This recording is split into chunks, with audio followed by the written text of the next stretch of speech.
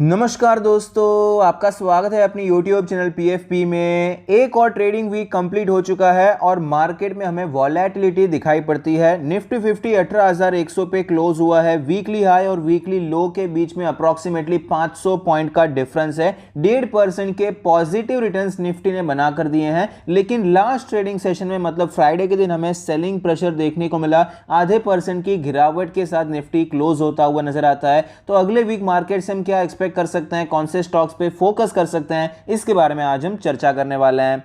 सबसे पहले FII DII activity पे नजर डाल देते हैं। आप देख पाएंगे FIIs कंटिन्यूअसली आपको सेलिंग करते हुए नजर आते हैं, जबकि DIIs ने कंटिन्यूअसली खरीदारी की है, लेकिन सेलिंग प्रेशर थोड़ा बहुत ज्यादा नजर आता है in comparison to buying pressure जो कि DIIs ला रहे हैं। तो इंस्टीट्यूशंस की तरफ से आपको थोड़ा बहुत सेलिंग प्रेशर देखने को मिल जाता है। क्रूड ऑयल के बारे में बात करें तो क्रूड ऑयल के प्राइस में आप देख पाएंगे फिलहाल हमें कंसोलिडेशन चलता हुआ नजर आता है। एक बड़ा डाउन ट्रेंड देखने को मिला, यहां पर आपको तेजी देखने को मिली, लेकिन वापस आपको ये प्राइस नीचे आता हुआ नजर आया। अभी थोड़ा ये कंसोलिडेशन मोड में जा चुका है। अगर ये 6800 के ऊपर चला जाता है तो ये आपको 6800 से करके 7600 ये रेंज में ट्रेड करता हुआ नजर आ सकता है।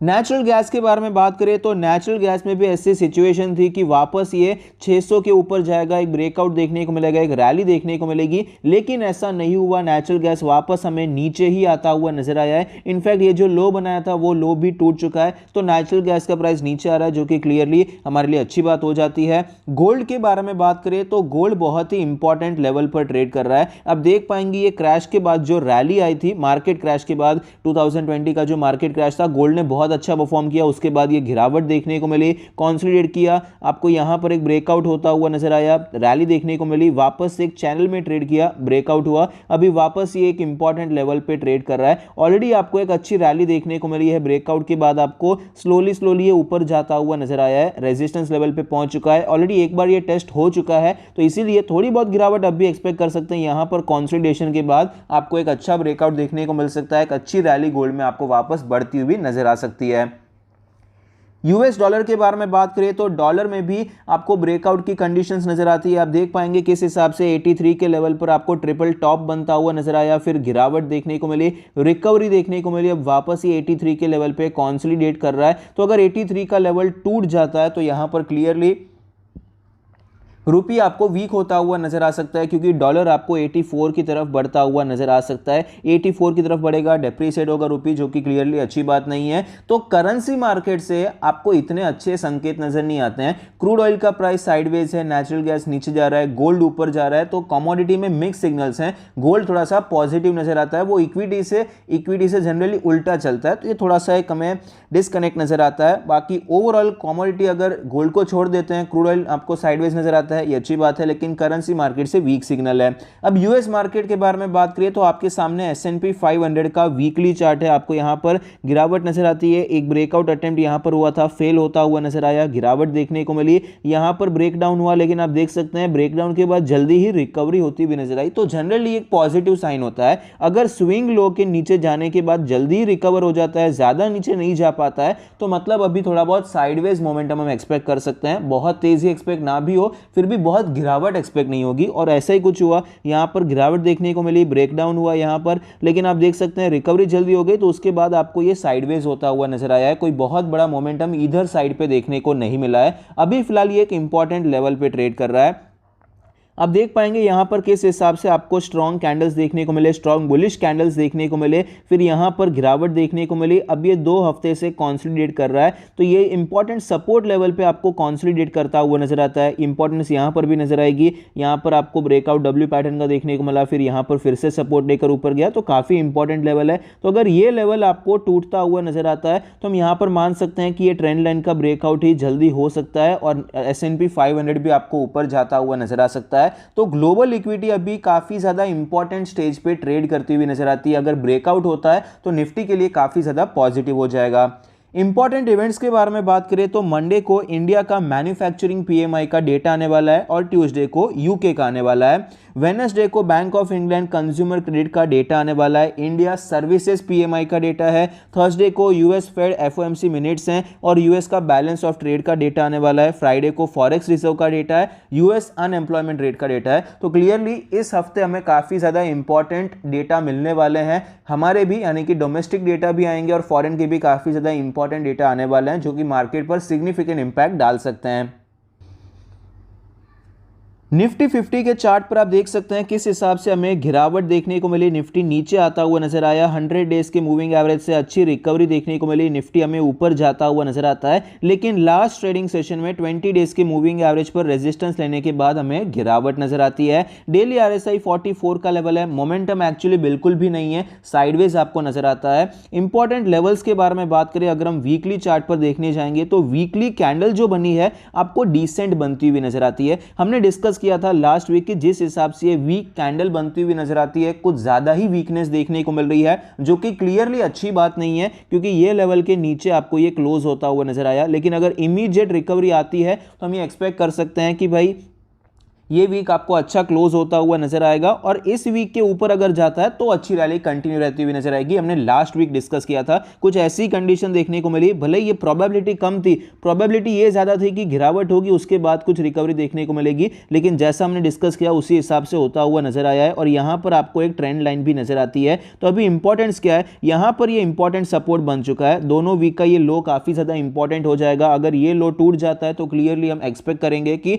निफ्टी आपको 17,000 से करके 18,000 की रेंज में लंबे समय के लिए कंसोलिडेट करता हुआ नजर आ सकता है। एटलीस्ट यहां पर 2-3 महीने का आपको कंसोलिडेशन देखने को तो मिल ही सकता है, उसके बाद ही कोई बड़ा ट्रेंड डिसाइड होता हुआ नजर आएगा। लेकिन फिलहाल हायर साइड पे क्लोज हुआ है तो उसकी प्रोबेबिलिटी ज्यादा है। तो अगर ये हाई क्रॉस होता है जो कि अप्रोक्सीमेटली 18,250 का लेवल है, ये हाई अगर क्रॉस होता हुआ नजर आता है तो निफ्टी में हम तेजी एक्सपेक्ट कर सकते हैं। यहां पर कंसोलिडेट करने के बाद आपको ये ऊपर जाता हुआ नजर आ सकता है। ये कंसोलिडेशन डेली चार्ट पे भी हो सकता है, जरूरी नहीं है कि वीकली चार्ट पे भी आपको कोई कंसोलिडेशन देखने को मिले। मंथली चार्ट पे चलते हैं क्योंकि मंथ भी क्लोज होता हुआ नजर आता है। तो यहां पर ये मंथली चार्ट भी काफी ज्यादा इंपॉर्टेंट था, क्योंकि लास्ट वीक जिस हिसाब से गिरावट हुई थी उसी हिसाब से अगर कुछ हो जाता तो मंथली क्लोज आपको काफी ज्यादा वीक देखने को मिलता है। लेकिन मंथली क्लोज 18,000 के ऊपर हुआ है और नीचे के लेवल से आपको यहां पर बाइंग प्रेशर देखने को मिला है, जो कि एक अच्छी बात है। तो नेक्स्ट पूरा मंथ हम किस हिसाब से एक्सपेक्ट कर सकते हैं, नेक्स्ट मंथ आपको कुछ इस प्रकार से देखने को मिल सकता है जैसा यहां पर हुआ था। ये रैली आई, यहां पर रैली कंटिन्यू रही, फिर गिरावट देखने को मिली, फिर यहां पर वापस रैली आई। यहां पर आप देख सकते हैं रैली आई, गिरावट आई, वापस हम रैली एक्सपेक्ट कर सकते हैं। इसके आसपास आपको मंथली क्लोज होता हुआ नजर आ सकता है। कुछ इस प्रकार का पैटर्न आपको निफ्टी में बनता हुआ नजर आ सकता है। तो फिलहाल हम एक्सपेक्ट ये करेंगे कि आवरली चार्ट पर एक बार चलते हैं। आपको गिरावट देखने को मिली है फ्राइडे के दिन पे, तो अगर ये 18,000 सस्टेन कर जाता है अच्छी बात है। 2-4 दिन में आपको वापस ये ऊपर की तरफ 18,500 की तरफ बढ़ता हुआ नजर आ सकता है। लेकिन अगर 18,000 का लेवल टूट जाता है तो 17,800 ही एक इंपॉर्टेंट सपोर्ट हमें नजर आता है। निफ्टी मिड कैप में आप देख पाएंगे यहां पर 33,000 के लेवल से गिरावट देखने को मिली। 30,000 के लेवल से वापस ये 31,500 की तरफ बढ़ता हुआ नजर आता है। यहां पर आपको एक डोजी टाइप की कैंडल देखने को मिल जाती है। यहां पर अगर ये उसके लो के नीचे चला जाता है थोड़ी बहुत गिरावट एक्सपेक्ट कर सकते हैं। 31,000 तक ये आता हुआ नजर आ सकता है। वीकली चार्ट पर अगर हम देखते हैं तो वीकली चार्ट पर जो सिचुएशन काफी ज्यादा गंभीर लग रही थी, बहुत ही वीक कैंडल देखने को मिली थी। ये ट्रेंड लाइन भी टूटता हुआ नजर आया था। एक लास्ट उम्मीद यही थी कि भाई ये 30,000 का लेवल इंपॉर्टेंट रहेगा। हमने डिस्कस किया था, कुछ इस प्रकार से आपको बनता हुआ नजर आ सकता है। लेकिन फिलहाल ये जो कैंडल इतनी ज्यादा स्ट्रांग बनी है तो थोड़ी बहुत एक्सपेक्टेशन अभी हम तेजी की भी रख सकते हैं। हायर लेवल पे ये सस्टेन कर चुका है, वापस एक स्ट्रांग बाइंग कैंडल यहां से देखने को मिली है। हालांकि अभी सेलिंग प्रेशर आ सकता है ऊपर के लेवल से, क्योंकि जो सेलिंग प्रेशर था पूरा अभी तक एब्जॉर्ब नहीं हो पाया है। यहां पर 32,000 के लेवल से ये ब्रेकडाउन देखने को मिला था, तो ये एक इंपॉर्टेंट रेजिस्टेंस की तरह काम कर सकता है। लेकिन इस वीक जो रिकवरी इतनी स्ट्रांग आई है ये काफी ज्यादा अच्छी बात हो जाती है और थोड़ी बहुत यहां पर हमें पॉजिटिविटी मिल जाती है। तो निफ्टी मिड कैप में 31,000 का लोअर साइड पे इंपॉर्टेंट लेवल है, 32,000 का हायर साइड पे है। इसके बीच में हम साइडवेज एक्सपेक्ट कर सकते हैं। इसके नीचे जाता है तो यहां पर थोड़ी बहुत वीकनेस और बढ़ सकती है, इसके ऊपर जाता है तो यहां पर तेजी के चांसेस काफी ज्यादा बढ़ जाएंगे। निफ्टी स्मॉल कैप के बारे में बात करें तो आप देख पाएंगे किस हिसाब से यहाँ पर गिरावट देखने को मिली, रिकवरी भी होती हुई नजर आई है। अब इतनी फास्ट रिकवरी देखने को मिली है मिड कैप में, जिस हिसाब से अगर ये लो टूटता है तो थोड़ी बहुत गिरावट एक्सपेक्ट कर सकते हैं। 9,500 की तरफ ये बढ़ता हुआ नजर आ सकता है। वीकली चार्ट पर आप देख पाएंगे यहाँ पर ब्रेकआउट की काफी अच्छी सिचुएशन थी, लेकिन ये ब्रेकआउट नहीं आया। इनफैक्ट यहाँ पर आपको ये ट्रेंड लाइन टूटती हुई नजर आई है। तो स्मॉल कैप में स्ट्रक्चरल बेसिस पे आपको वीकनेस ज्यादा देखने को मिल रही है। अभी भी यहाँ पर चांस है 10,000 के लेवल से भी नीचे जा सकता है, तो 10,000 के ऊपर ही हम यहां पर एक्सपेक्ट करेंगे कि कुछ स्ट्रक्चरल तेजी आएगी। फर्क क्या है कि स्मॉल कैप देखिए ओवरऑल यहां पर नीचे था, जबकि मिड कैप में हायर लेवल पे ऐसा पैटर्न आपको देखने को मिला है। तो वहां पर फिर भी पॉजिटिविटी अगर हम एक्सपेक्ट करते हैं तो स्ट्रक्चरल बेसिस पे बड़े टाइम फ्रेम पे सूट होता है, लेकिन स्मॉल कैप में अभी तक वो सूट होता हुआ नजर नहीं आता है। इस ट्रेंड लाइन का ब्रेकडाउन ऑलरेडी हो चुका है। जब तक इसके ऊपर नहीं निकल जाता है या हमें वैलिड होता हुआ नजर आएगा तो कभी भी यहां से आपको सेलिंग प्रेशर बहुत ही ज्यादा तीव्र गति से बढ़ता हुआ नजर आ सकता है। अब कुछ स्टॉक्स के ऊपर बात करते हैं जहां पर हम खरीदारी करने के बारे में सोच सकते हैं। तो सबसे पहला स्टॉक है डीमार्ट। डीमार्ट में आप देख पाएंगे आपको एक अच्छी रैली देखने को मिली। 4,500 के लेवल से बेस बनाकर स्टॉक नीचे आता हुआ नजर आया। 4,000 का लेवल भी टूटता हुआ नजर आया, लेकिन यहां पर एक अच्छा ब्रेकआउट देखने को मिला था। उसी लेवल पे डीमार्ट आपको फिलहाल सपोर्ट लेता हुआ नजर आता है। ऑलरेडी काफ़ी ज़्यादा टाइम हो चुका है और जिस हिसाब से यहां पर दिखाई पड़ता है गिरावट देखने को मिली, रिकवरी आई, वापस नीचे आया। यहां पर ये ब्रेकडाउन देखने को मिला, लेकिन जल्दी रिकवरी होती हुई नजर आई है। और यहां पर आप देख पाएंगे लास्ट ट्रेडिंग सेशन में आपको अच्छी खासी गिरावट देखने को मिल जाती है। तो अब यहाँ हमारे लिए अभी एंट्री क्राइटेरिया काफ़ी ज़्यादा सिंपल हो चुका है। 40 to 50 के ऊपर जाता है तो हम यहाँ पर खरीदारी करने के बारे में सोच सकते हैं। हम 4,000 के नीचे स्टॉप लॉस रख सकते हैं। 250-300 रुपए का आपको स्टॉप लॉस लगेगा और एक अच्छा ट्रेड आपको यहां पर मिल सकता है। एक ट्रेंड लाइन का ब्रेकआउट भी यहां पर आपको बनता हुआ नजर आएगा। हॉरिजॉन्टल रेजिस्टेंस का ब्रेकआउट भी बनता हुआ नजर आएगा। तो इस हिसाब से डीमार्ट में आप खरीदारी कर सकते हैं और ओवरऑल भी एक अच्छा स्टॉक है। अगर आप चाहें तो खरीदारी कर सकते हैं। दूसरी एक सिचुएशन यहां पर आप देखिए मंथली चार्ट पे आपको गिरावट देखने को मिली, रिकवरी आई। अब ये स्टॉक नीचे आया, लेकिन तेजी काफी मजबूत थी, गिरावट इतनी मजबूत नहीं है। अगर ये हाई क्रॉस होता है तो लो के नीचे स्टॉप लॉस लगाकर आप लॉन्ग टर्म के लिए भी खरीदारी करने के बारे में सोच सकते हैं।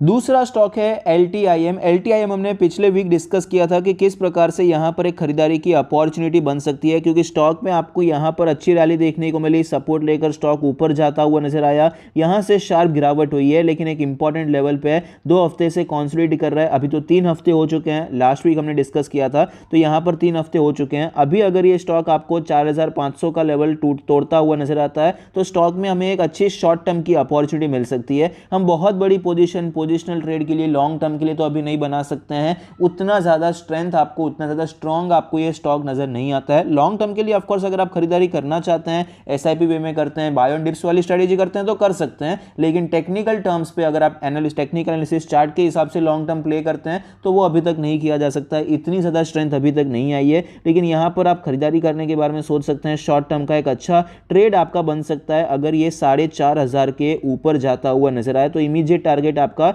4,750 का हो सकता है। और पोजिशनल ट्रेड अगर आप करना ही चाहते हैं लॉन्ग टर्म के लिए, अगर आपका बहुत ही ज़्यादा विश्वास है, करना चाहते हैं, तो मैं यहाँ पर कहूँगा कि भाई 20% की क्वांटिटी अभी अटेम्प्ट करनी चाहिए। फॉलो अप मिलता है तो आप क्वांटिटी बढ़ा सकते हैं। तीसरा स्टॉक है बजाज फिनसर्व। बजाज फिनसर्व में आप देख पाएंगे आपको एक बहुत अच्छी रैली देखने को मिली। बेस बनाकर बजाज फिनसर्व आपको नीचे आता हुआ नजर आया। यहां पर वीकली चार्ट पे आपको पैटर्न बनाकर ये गिरावट देखने को मिली है, लेकिन 1500 का लेवल काफ़ी ज़्यादा इंपॉर्टेंट लेवल है, क्योंकि रैली आई थी, फिर यहाँ पर एक पॉज कैंडल या फिर रैली कंटिन्यू रही थी, तो ये लेवल एज ए सपोर्ट काम कर सकता है। तो लॉन्ग टर्म के लिए आप खरीदारी करने के बारे में सोच सकते हैं। बाकी पोजिशनल ट्रेड के लिए अगर आप खरीदारी करना चाहते हैं तो अभी इतना प्रेफर नहीं करूंगा। अभी तक ये रेजिस्टेंस टेस्ट नहीं हुआ, तेजी एक बार इस प्रकार से कुछ हो जाता है तो आप यहां पर पोजिशनल ट्रेड के लिए खरीदारी करने के बारे में सोच सकते हैं। आई होप आपको ये वीडियो पसंद आता है, कुछ सीखने को मिलता है। Thank you, stay happy, happy investing.